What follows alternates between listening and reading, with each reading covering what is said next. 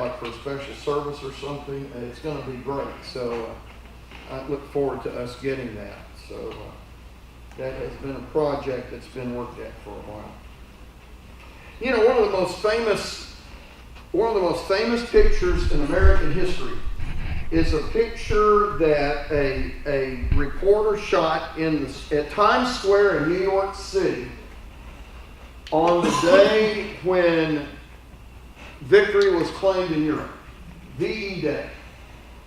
And it's a famous scene. And I saw a thing where they actually researched this, and it turns out that the guy and the girl involved didn't even know each other. But it was a sailor, and he's embracing this beautiful lady, and they're just kissing.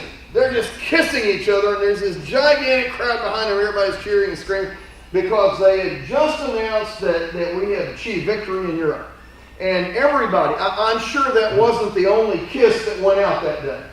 But all over, there was just this exhilaration. There was this thrill that, like the end of a long tunnel, the end of a long nightmare was over. And when I come to Revelation 21, I want to do the same thing. Number one, because we've been studying this book for a year and a half, and you're at a point where it's like, oh, thank goodness we're near the end. We're only about 10 weeks out.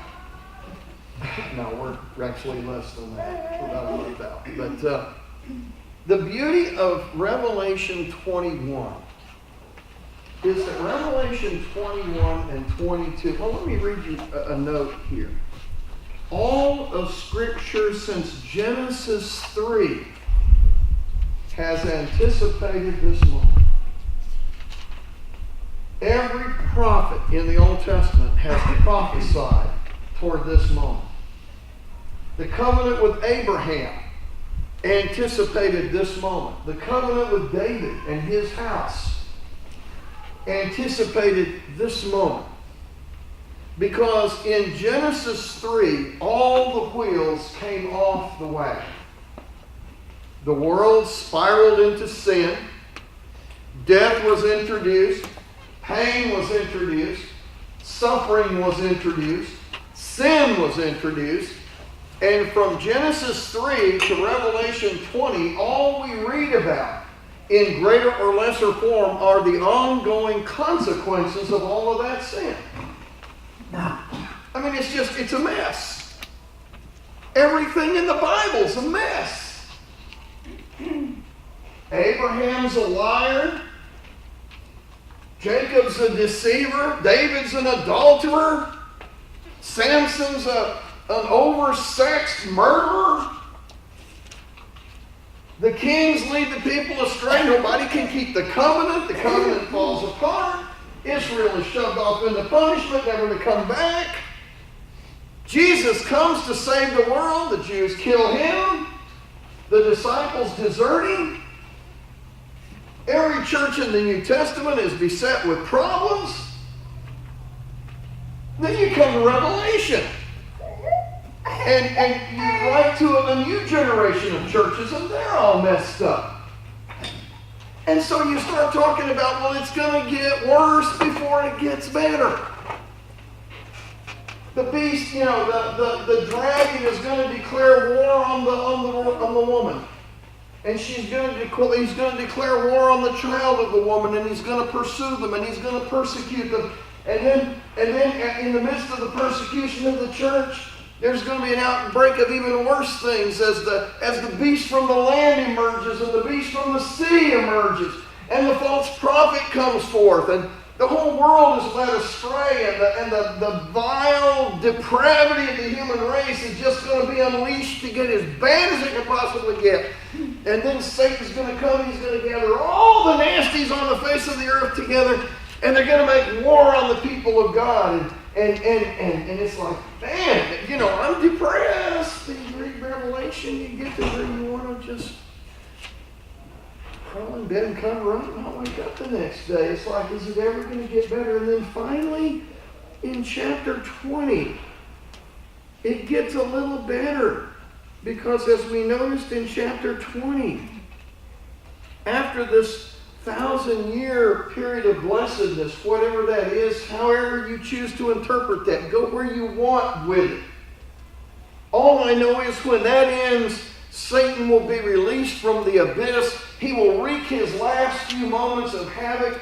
He'll gather his army together, and then in the twinkling of an eye, God will annihilate every source of evil in the universe. God has already cast the beast and the false prophet into the fires of hell, now along with all the demonic spirits, and now God takes Satan and throws him into the fires of hell, and then he takes all of the unbelievers of all of history and he throws them into the fires of hell. And there's literally no bad guys left. There's just a spoiled, tainted, defiled world is all that's left. And then God's going to extinguish it. He's going to destroy it. Get rid of everything he started with at creation, including all the angelic hosts of Satan that were carried away. All of that's going to be annihilated and destroyed. The creation is going to be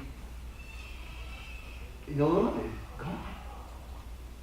And then we come to chapter 21. And it's like kissing the pretty girl in Times Square on the last day of the war. I mean, the war is now over. There are no enemies left. Victory belongs to God. He has proven what we all knew from the beginning, and that is that God is absolutely sovereign and totally powerful, and that Satan has never had anything with which to really challenge God.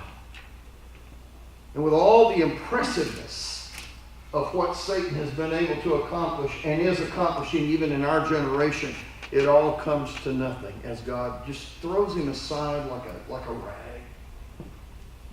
And then we come to Revelation 21. And John says, "Then I saw." Now, how many times has he said that in this book? Dozens and dozens. Every time John has a new vision, he sees. And God is going to now show John one final vision. He says, "Then I saw a new heaven and a new earth." Now let me finish this paragraph. Let me read this paragraph for you. This is kind of my rewording of a whole lot of sources I've said. All Scripture since Genesis 3 has anticipated this moment. The goal has always been the eradication of sin and the renewal of the creation as God originally intended it to be. The visions here provide the realizations of all the hopes and dreams of the people of God since the beginning of time. Throughout this vision, John pulls material from Old Testament images, especially from Isaiah and Ezekiel, to show how the prophets even prepared for this day. The New Jerusalem is the reality that finalizes the hopes of God's people and rewards them for all they have endured. It also is intended to spur us to greater faithfulness in the present, knowing what's at stake. Well, that's what the last two chapters of Revelation is all about. Heavy, heavy, heavy, heavy, heavy use of Isaiah and Ezekiel. I mean, tons of it. Almost every phrase. John has basically searched through and picked every promise phrase in Isaiah and just woven them together. It's like an amalgamation. It's like he's put them all in a bowl, just stirred them up and then poured them out. And it's just one phrase after another. All of them having to do with the renewal of Israel, the rebuilding of the people of God, the renewal of Jerusalem, the rise of God's children, God's protection, God's power, all this kind of stuff brought together. And so the first thing John sees is a new heaven and a new earth. If you were to read Isaiah 65 and Isaiah 66, Isaiah talks about this concept over and over and over. Somebody turn to 2 Peter 3, verse 13. Somebody just pick that one out for us real quick. And then I'll tell you what this new heavens and new earth means for eternity. Somebody got 2 Peter 3, just go to 1 Peter and turn page. 2 Peter 3:13. Listen carefully. But in keeping with his promise, we are looking forward to a new heaven and a new earth, the home of the righteous, the home of righteousness. 2 generations before John writes Revelation, are Christians already talking about a new heaven and a new earth? Yes. Isaiah was talking about it. Ezekiel has talked about it. Jeremiah has talked about it. Zechariah has talked about it. Jewish writers in the period between the Testaments just talk about it all the time. The Dead Sea Scrolls are full of this new heaven and new earth language. In fact, I was actually at one time going to write a dissertation in my doctoral program on the New Jerusalem, because there are 3 documents in the Dead Sea Scrolls that mention the New Jerusalem 200 years before the book of Revelation. And unfortunately, Frank Moore Cross at Harvard wouldn't release use of them, so that fell through. But what a neat concept. Even before the time of Jesus, Jews were talking about the New Jerusalem that God was going to bring about. This new heavens and new earth represent, now listen carefully, there are people that argue that this represents a cleaning up of what's here. I don't think so. What's here is going to be thrown away. It's going to be destroyed, annihilated, atomized. This is a second act of creation.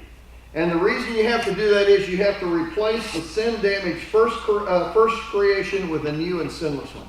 This time God, and I'll tell you what God's going to do different in this second creation, is the second creation will become the resting place of those who have already been faithful. There will be no human free will in the second creation. Because the minute free will was put into the first creation, it all fell apart.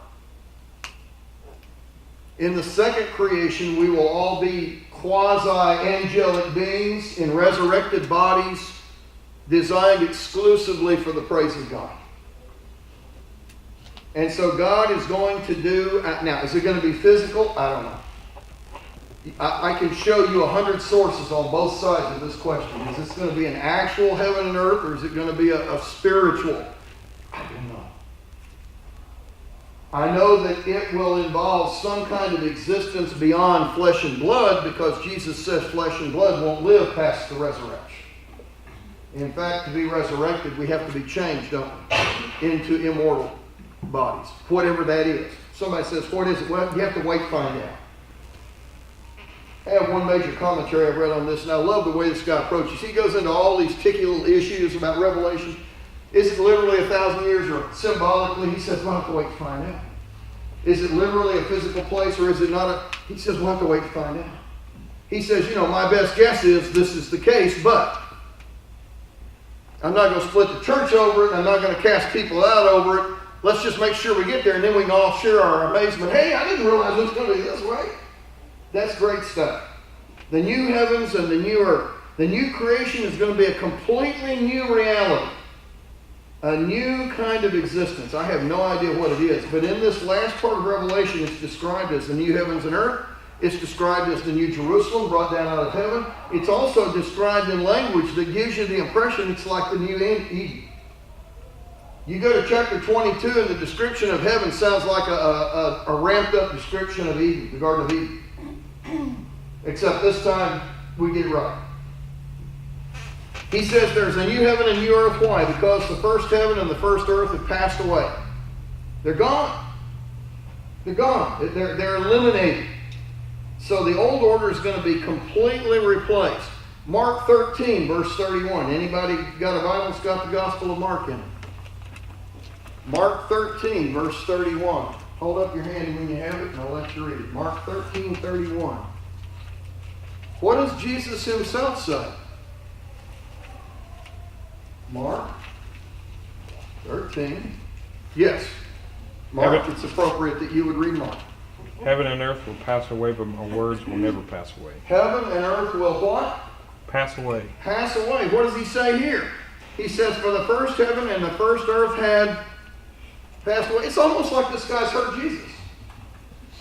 Oh, wait. This is John. He's one of the apostles, right? He's heard Jesus. So there's a complete consistency here between what's said earlier in the Bible and what's said here. Jesus says, there will come a time when heaven and earth will pass away. John says, well, here's when it's going to happen, right at the very end of time. And then you have this rather weird phrase at the end of verse 1, and there was no longer any sea. Why would you need to mention that? If the old heavens and earth were passed away, well, duh. But what does the sea represent in the book of Revelation? And in fact, through much of the Bible. Sea represents the forces of chaos and evil. And I really believe, in fact, I'm fairly certain that this phrase, and there was no longer any sea, means that all evil had been done away with. So you're not just getting rid of the physical garbage. You're getting rid of all the spiritual garbage as well. And that's going to be very important. Because what's he going to say in a minute? There will be no pain, no suffering, no weeping. Why? Those are the results, the consequences of sin and evil. So no wonder heaven's not going to have any of that stuff. That stuff accompanies evil. And if evil is gone, if it's passed away, if there isn't any anymore, then there's no potential consequence. There will be no death because death is a consequence of sin.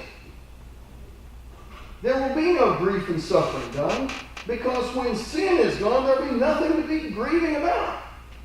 We'll all live forever in a perfect place. Live by God. We'll never be hungry. We'll never be thirsty. We'll never get tired. We'll never hurt. We'll never have to manage the reactions of other people. We'll never have to explain ourselves to anybody about anything. We'll never have to negotiate. We'll never have to apologize. We'll never have to go home and cry. There won't be any reason for any of that. Now, if that's not enough reason to want to go to heaven right there, I don't know what would be. That's pretty good stuff. By the way, the last two chapters of Revelation paints the rosiest picture possible because what he's saying to the current readers is, hey, hang tough. This is what you've got coming. It's a motivational thing. This is the old coach in the locker room before the last game of the season giving a pep talk to the team. Now let's go out there and win. So let's look at this. No longer any sea. This is the forces of evil. And then the next phrase, I saw the holy city, the new Jerusalem, coming down out of heaven from God. Even Jerusalem has to be replaced. You know why? Where did they kill Jesus? In Jerusalem. Where was the early church run out of? Where was the early message of the salvation of God rejected? Jerusalem. What leaders persecuted the early Christians? Who were the first Christians killed by? Jewish leaders in Jerusalem. Jerusalem has become not the beautiful city of David, but a filthy, dirty, defiled city. And by the way, by the time John writes Revelation, there is no city of Jerusalem anyway. If you're going to have one, it better be a new one because the old one's not there. In 70 AD, the armies of Titus marched into Jerusalem and tore the city down to the ground. They literally razed the city to the bedrock. There are very, very few stones in Jerusalem left standing today that were part of the original city of the first century. There are a few. You've heard of the Wailing Wall. You know why that's such a sacred site? Because it's the only thing left of the wall that Solomon and later Herod had built. And by the way, you can tell when you look at the wall what part was built by Solomon, what part was built by Herod. Different sized stones. It's the only thing left. Temple's gone. Vessels are gone. Priesthood's gone. Altar sacrifice is gone. Essentially, the Jewish religion was destroyed in 70 AD with Jerusalem. About 50 years later, the rabbis met in what is today Tel Aviv, and they basically reconstituted or reorganized the Jewish religion. And at that point, it was reorganized around synagogues, Bible study, and rabbis because you couldn't reorganize it around the priesthood and the temple because there wasn't any. And so Judaism literally was transformed into a different religion. See, Jews nowadays say, well, we go back to the days of Moses. They really don't. Modern Judaism dates from the late 1st century AD. And it's really a different religion. The Judaism that existed before that no longer exists. There is no Mosaic Judaism. And there hasn't been for 2,000 years. But with all of that, Jerusalem's gone. But Jerusalem's the city of God. That's where the temple, by the way, is there a temple in eternity? Of course there is. Have we not read about that in Revelation? The throne room of God and the temple of God that's in heaven. So you got to get the temple back, and you got to get God back, and you got to get him in the midst of his people. And so what do? You create, in theology, a new Jerusalem. And where does it come from? Well, where all this good stuff comes from. It comes down out of heaven from God. God. Why? Because all good stuff comes from God. By the way, he's the only person that can send anything anywhere. Now, nobody else is left. And then this beautiful phrase, she's prepared as a bride, beautifully dressed for her husband. Isaiah 54, Isaiah 61, Isaiah 65. By the way, remember Babylon the Great, the other city in Revelation? The seat of the dragon, the seat of the beast, called the great prostitute. Babylon the Great was a vile, depraved, greedy, vulgar, worldly place. And contrasted with that, when the new creation takes place, you bring down the new Jerusalem. And what does she look like? She's pretty as a bride on her wedding day. She's beautiful. We've already seen this in the last chapter. By the way, isn't the church described, even in Revelation, as the bride of Jesus? This bridal imagery is very common, Old Testament and New. This is God's way of describing his people when they're at their best. And in eternity, the only people that are going to be left are those that are at their best. We'll see that when we get to verses 7 and 8. So, this new Jerusalem coming down like a bride. And then when you get to verse 3, a loud voice comes from the throne. Probably an angel, since God is doing other things right now. And since he refers to God in the third person. And he says, look here now. That's one of those, hey, pay attention here. Look at that. It's like John's up here and John's looking over here at New Jerusalem and he says, oh, hey, look over here. And so John directs his attention and what does he see?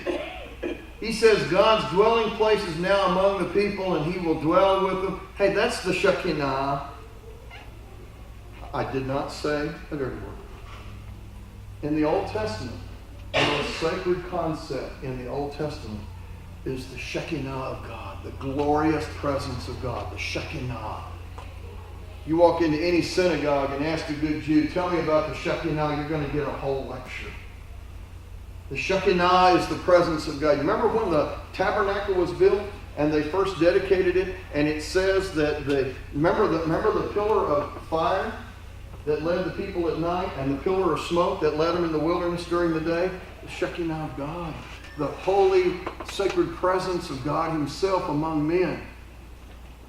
Jews understood that the burning bush that Moses stood in front of was a manifestation of the Shekinah of God, the glorious presence of God. When the temple was built, Solomon dedicated it. It says clouds gathered over the city, and a pillar of fire came out of the clouds and swirled above the temple and swirled down and went into the most holy place of the temple and rested between the wings of the angels of mercy atop the Ark of the Covenant. The Shekinah of God. God was making it known that his presence was there. And by the way, you want to throw in another one? How about the cloven tongues of fire in Acts 2 that fall on the heads of the disciples? Is that not a manifestation of the presence of God? The Shekinah of God. Here he says that when the end comes and the New Jerusalem comes down, what are we going to behold? The dwelling place of God is now among the people. The Shekinah of God. It's not going to be in the tabernacle. It's not going to be in the temple. It's not going to be in an upper. It's going to be right in the midst of the people of God. What was it like in the Garden of Eden? How did God manifest himself in the Garden of Eden? Intimately. Personally. And he walks with me and he talks with me. That really is not true. And it won't be until eternity. The only people that could ever have said that in all of history, the only people in history that could ever sing that song and really mean it was Adam and Eve. Because when Adam and Eve first lived in the garden, he did come down and walk with them and talk with them. And God has never been personally present with a human being since then. The Bible says no man has ever seen the face of God. When the New Jerusalem comes down, we will all see the face of God. He will make. Now, this is the second stage of this. The first stage is found in John 1:14. And the Word became flesh. Literally in Greek, the Word became flesh and pitched his tent in our midst. That is, he threw up his tent in the middle of our camp. That's what that means in John 1:14. And any Jew worth his salt would read that, and he would say, and the Word of God became flesh and Shekinah right in the middle of us. He actually was physically present here with us. God did that once briefly in the form of Jesus of Nazareth. But once he went back to heaven, the only way it'll ever happen ultimately is in eternity. This is a powerful phrase. And he will dwell with them, and then they will be his people, and God will be with them and be their God. And that's almost a literal restatement of the holiness code of Leviticus 26. If you read Leviticus 26, 11, and 12, it's what it says. It's what the covenant of Jeremiah 31:33 says. Wow. So what Jesus started in John 1, God brings to fullness here in Revelation 21. And then if this wasn't exciting enough, John does a benefits analysis for us. You get a benefits analysis. That's great. You ever done a cost benefits analysis? Richard, you guys do that all the time, don't you? You do cost benefits analysis. Is what we're spending worth what we're getting? If not, what do? You cut it loose and move on. Okay? You do it with employees. You do it with product lines. This is a good product line. It's served us well for 40 years. We're losing money on it now. We're not going to offer it after this January. Okay? God does cost benefits analysis. What's the cost? Well, you've got to give up everything. You're going to suffer. You're going to have hardship. Sometimes you're going to be persecuted. Sometimes you're going to be pressed to the edges. You might even lose your life. But what kind of benefits do you get? Well, here's where this beautiful verse 4 comes in. He will wipe every tear from their eyes. This is what's going to happen in the new creation. The new creation centers on the absolute, complete joy and peace of God's people. That's all God cares about. If you go back and look at Isaiah 25:8, talks about God wiping away tears. If you go back to Revelation 7, we've already seen God's promise to his people that he would wipe away their tears. These are not tears of regret. These are tears of suffering. These are tears of pain and hardship. And having to live this life and stay faithful to God while you try to swim upstream. You know, it's the tears of hardship. And then he tells you, he defines what he means by that. Why? How does God wipe away the tears? He does it by eliminating those things that are produced by sin. There will be no more death or mourning or crying or pain. There's your sources of the tears, right? Death. Death is the ultimate end. By the way, what's cast into hell along with the false prophet? Death. Death and Hades, right? Death and the dead. Get rid of that stuff. Passé. Doesn't have any place in the new world to come. There's no mourning. That's M-O-U-R-N-I-G. There obviously will be no more M-O-R-N-I-G either, because we're in constant light with God. But I mean, this is sadness, the mourning, the crying, the pain. Now this is the key. Why is that stuff no longer a part of the equation? Look at the last phrase in verse 4. It tells you why. Because that stuff belongs to the old order. Dale, when you fire a head coach, what goes with him? The staff. All the other guys. They were talking about getting rid of Les Miles, and they said there was a $13 million, I wish, hey, listen, y'all want to get rid of me? $13 million, I'll walk. Buyout. There's actually more involved than that. I believe, if I remember right, it said it would cost him $17 million, because in his contract is a clause that says, not only do you have to buy me out, but you've got to take care of my whole staff as well. And so you owe me $13 million, and I want $4 million guaranteed for my staff to relocate. That's what it costs to doing business. The reason there's no more crying, pain, suffering, and all of that is because not only is the head coach gotten rid of, but the whole staff got fired. There's nobody there to make any of that happen. The old order is gone. You have clean, we use that phrase all the time, they clean house. The athletic director's gone, the president's gone, the coach is gone, the recruiting staff's gone, the coaching staff's gone, everybody's gone. Because none of them are any good. We're not talking about fixing something that's broken. We're talking about replacing it completely. And in the new order, that stuff just has no place. Now let's go quickly to verses 5 to 8. Now the one seated on the throne, who do you reckon that is? Think it might be God? Ain't nobody else allowed to sit there. That's like sitting in Grandpa's recliner, right? Donnie, the only one person allowed to sit in Donnie's recliner, and that's Donnie. You know, now you can get in it when he's not around, but when Papa walks in the door, buddy, you better be moving out of the chair. Nobody sits on God's throne but God. God makes 5 points. I'm just going to run through it quickly. Number 1, God says, I am making everything new. Somebody says, okay, right, got that. You already said that. No, the angel said it. God simply guarantees it. And by the way, the angel says God will do this. God will do that. God, this will happen. What does God say? I'm doing it. He gives you a Loctite guarantee right here. God himself has promised. The old order's gone. I'm making everything brand new.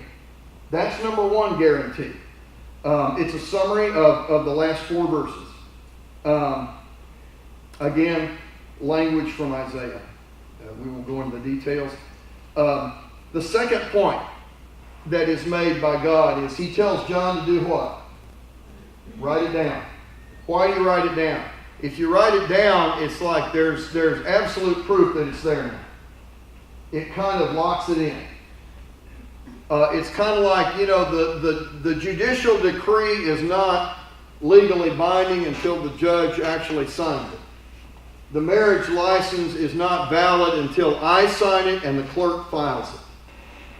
Okay, so this second statement, write these things down, is God's way of saying, hey, would you notarize this and file it, please? And of course, writing it is for what?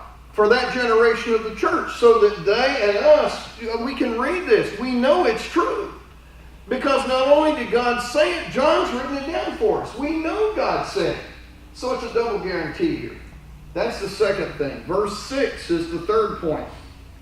The third point actually summarizes what was said when the 7th bowl of wrath was poured out over in chapter 16.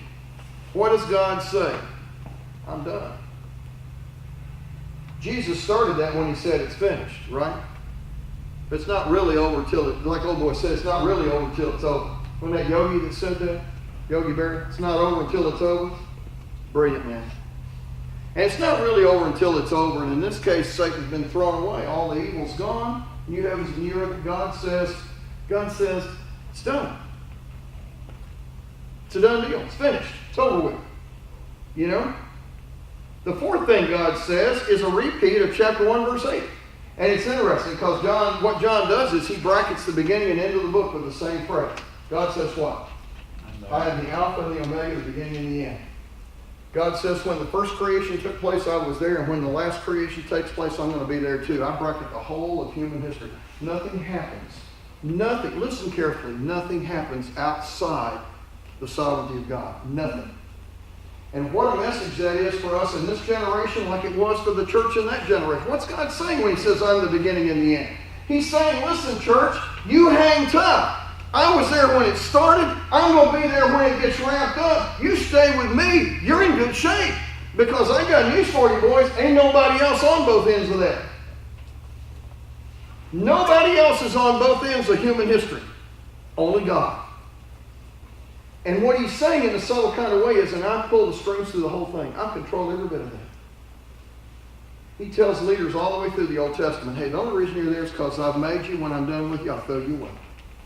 He even tells Israel, he says, I'm going to raise up a wicked king, a worldly king. I'm going to have him come and punish you.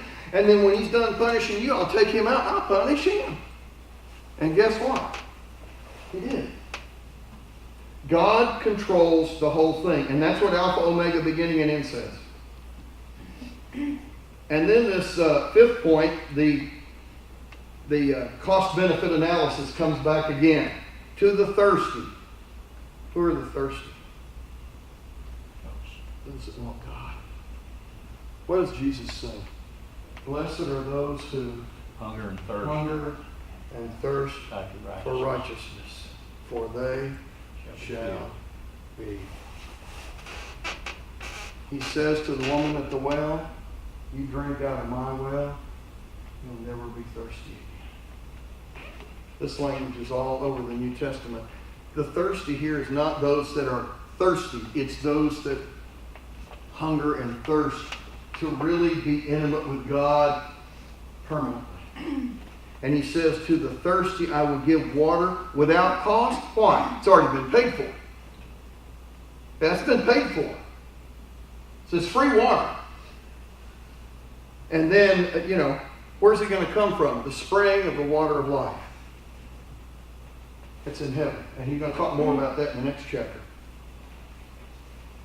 Then he has, verse 7 is the good guys, verse 8 is the bad guys.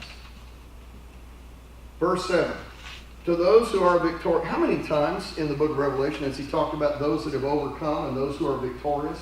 How many times has he talked about the white robes, which is what? The robes of victory. How many times has he talked about winning? How many times has he talked about glory and divine procession and all of that kind of thing? Who are the victorious? That's the faithful. That's the ones that have hung tough and stayed in there. Those are the ones that have denied the world and stayed faithful to God and have not given up their inheritance. He says to the victorious, they'll inherit all this. All what? What are we going to inherit? New heavens, new earth, new Jerusalem, no pain, tears wiped away, water of life. You name it, we get it. It's all ours. All of it. Because we're his kids. And that's who he's going to take care of at the end.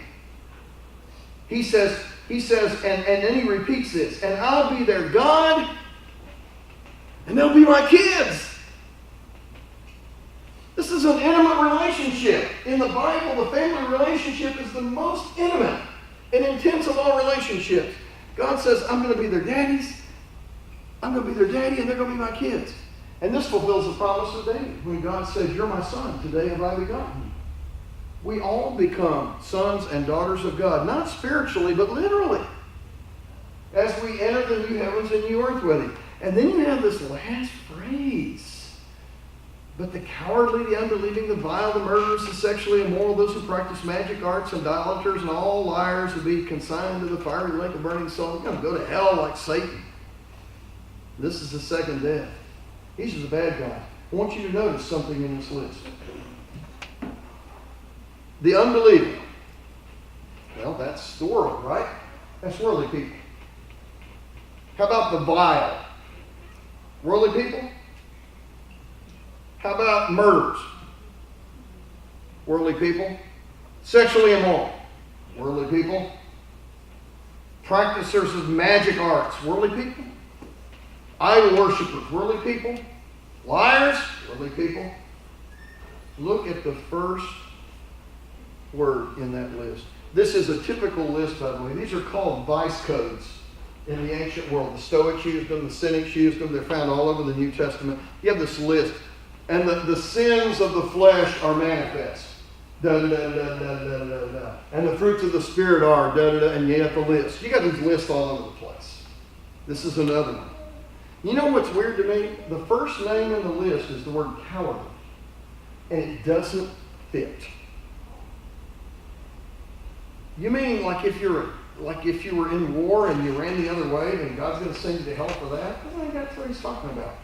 He talks about unbelievers, vile, murderers, sexually immoral, magical art practitioners, idolaters, and liars. These are all, by the way, this list is specifically targeted at sins that have been revealed in the book of Revelation. Okay? Not just a generic list of bad guys and bad things. These are all things that have been condemned roundly over and over in the book of Revelation. You know who the cowardly are? Christians who folded. Believers who quit. Let me see if I can find this thing. Whereas the rest of the list is a basic summary of the sins of the unbelieving world, this term is of special interest and heads the list. This one term seems to be targeted at those in the church who have denied the faith and compromised with the worldly cultures around them. What did I tell you at the very beginning of our study of Revelation? This book is about cultural conflict. The reader is being challenged to make a clear choice whether we're going to overcome the pressure of the world and refuse to succumb to it, or be a coward and surrender to sin. Those who do so will join the unbelieving world in eternal damnation. That is a sobering statement. I think this word cowardly is intentionally put at the beginning of the list. He says the faithful are all going to go to heaven, and those that don't stay faithful, and all those vile worldly people that I told you are going to go to hell, well, they're going to go to hell when? Because you quit. You walked away. You compromised. You sold out. And in God's eyes, you just no better. That's the second death, by the way. This is about the third time that's mentioned in Revelation. This is the second death. And this death is permanent. This death is eternal. And it's horrible. Well, what do you think? Pretty good stuff? Mm-hmm. I like that passage. Good stuff. By the way, the good descriptions haven't been given yet. He's just kind of talked generally about how good it's going to be for God's people. Wait till he describes heaven. That's a pretty good place. Yeah, it's like a Caribbean island and Disneyland and Las Vegas all rolled together. You know, all kinds of good stuff. Nothing but the best.